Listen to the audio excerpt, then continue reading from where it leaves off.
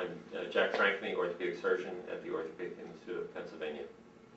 We treat athletes of all ages, including senior athletes. And part of our job is to apply the sports medicine approach to get them back out on the field as quickly as possible. And half of our job is counseling, to say you're not quite as young as you used to be. And at this point in time, as my aging body has progressed into later years, I've given up my sports and have moved on to weightlifting, bike riding, a little bit of running, and golf for fun and competition. What are some of the more common, I guess, injuries that people 50 and up come into your office and complain about?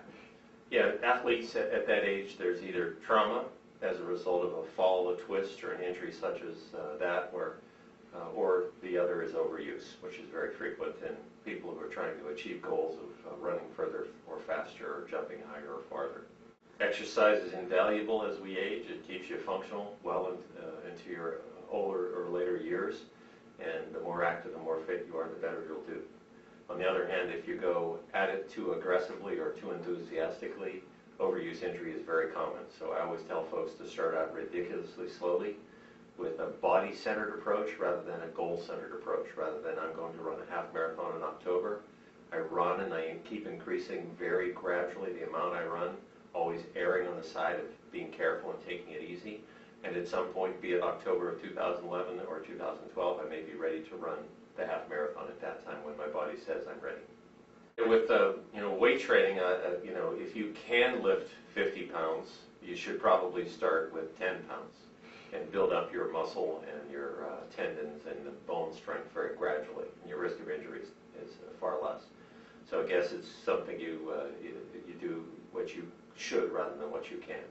And in tennis, I always recommend you start out playing either against the wall and time the amount of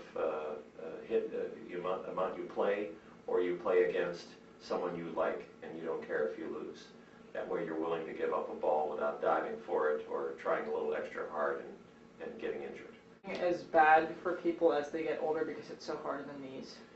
Each person is different. Each person is built differently.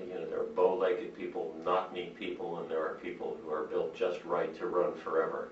And you sort of have to decide if you're built to run off tackle or long distances.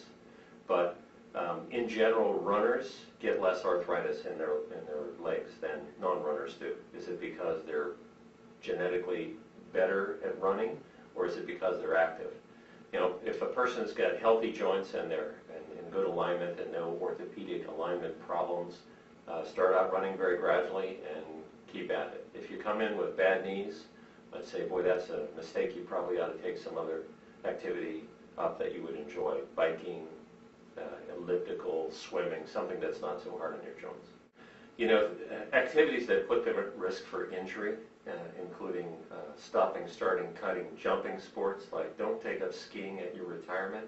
That's something really for young people. You're almost guaranteed to break something. You're not quite as good at stopping and starting, and the hill and the snow is not as forgiving. Those sports that require other people around you, such as basketball, you can't control how you come down and you can't control what the person next to you is going to do. You're just not able to protect yourself as well.